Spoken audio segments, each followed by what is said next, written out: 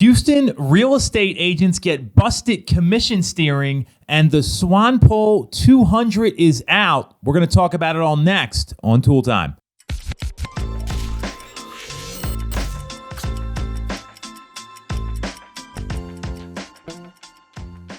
I'm Tom Toole. She's Sarah Tymon. We've got a real estate heavy show on Toole Time today, mainly because there's nothing else going on except coronavirus vaccinations. We've determined there's no local news anymore, and that's it. So there is some stuff happening in the real estate world. And the first story, Sarah, we just talked about this. It's pretty wild. It's there were recordings of Houston real estate agents, and like Houston's had some problems this year. I mean, they just got to get out of their own way here.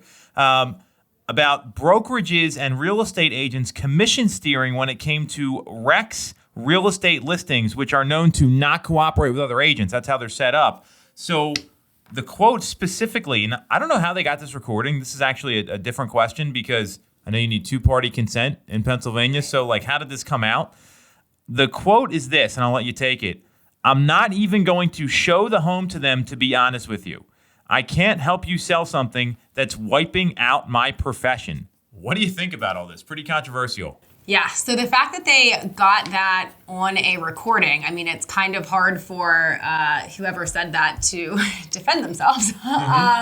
So yeah, Rex does not cooperate with other agents, meaning here, like in PA, if you're on the MLS, it states what the buyer agent is going to get as their commission.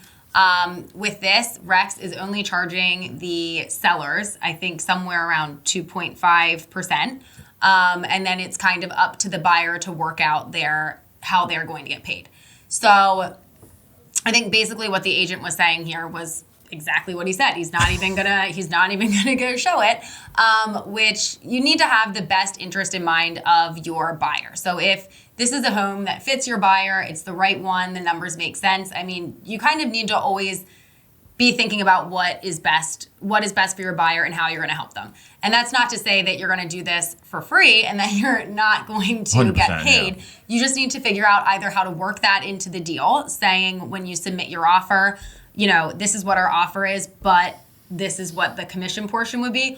Or the other option would be to have that discussion with your buyer before going in. Basically, there's two different ways that we can approach this. We can try and work it in to where it's a traditional situation where the seller is paying the commissions, or that could come from you, and you need to have that discussion to figure out how you're going to handle it. But ultimately, you need to look for the best interest of your buyer and take them to the homes that are gonna work for them. Well, we were just talking about that part, and I think that's really relevant. Like sometimes, like I know I've sold homes where I haven't made anything, I've made very little, and you are helping the person, right?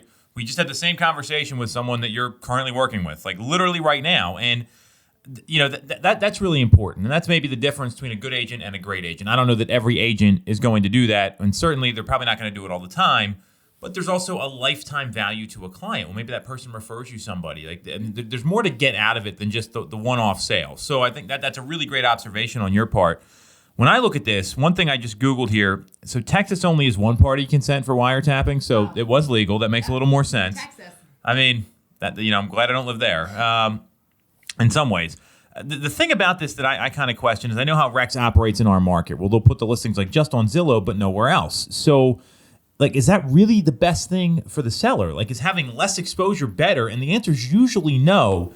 Right, like it doesn't seem to me that they're having the best interest for their seller either, you know? So you can't have it always. Yeah, exactly. And I mean, you go on their website, right? So it says like you can actually plug in your address, what you think your home's worth, and they say Rex fee at X%, and they quote it on their website as 2.5%. But then there's like an asterisk that says it starts at 2.5%, and there might be additional fees that apply. So it's probably not as good as it's cracked out to be normally.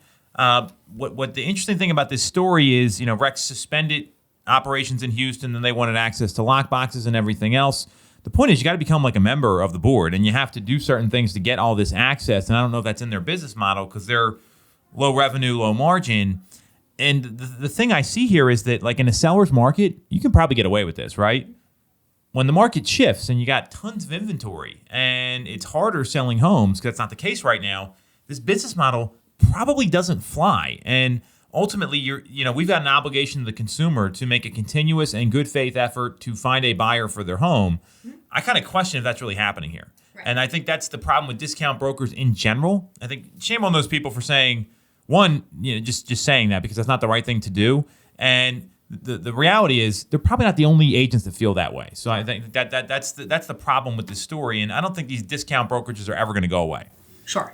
Yeah. But I do agree that they're not necessarily doing the best that they can for their sellers to get them out and, as much exposure as they possibly can. I mean, the trade-off there is they're paying potentially a smaller commission fee, but I guess as long as everybody's transparent and knows what you're getting, I mean, it's how anything goes. You get what you pay for. So I guess just making sure everybody's aware of what you're getting and what's going on. Well, and you bring up a good point. Transparency is the biggest thing here. So I sometimes there are consumers say they weren't aware of something they didn't know, and I mean we're pretty. Our operation here is like, hey, everything's in writing. It's been documented 1, 2, 3 times, usually 2 or 3, and that model's going to work for some people. The question is, are they going to get the best result? Are they going to get the most money? And maybe in this market they can because there's nothing else out there. However, when the market changes, it's not going to be the case. And sure. There's a lot of data out there that shows when people try to sell on their own, they sell for more and walk away with more when they use an agent than if they do it on their own. So I don't know if this is that different.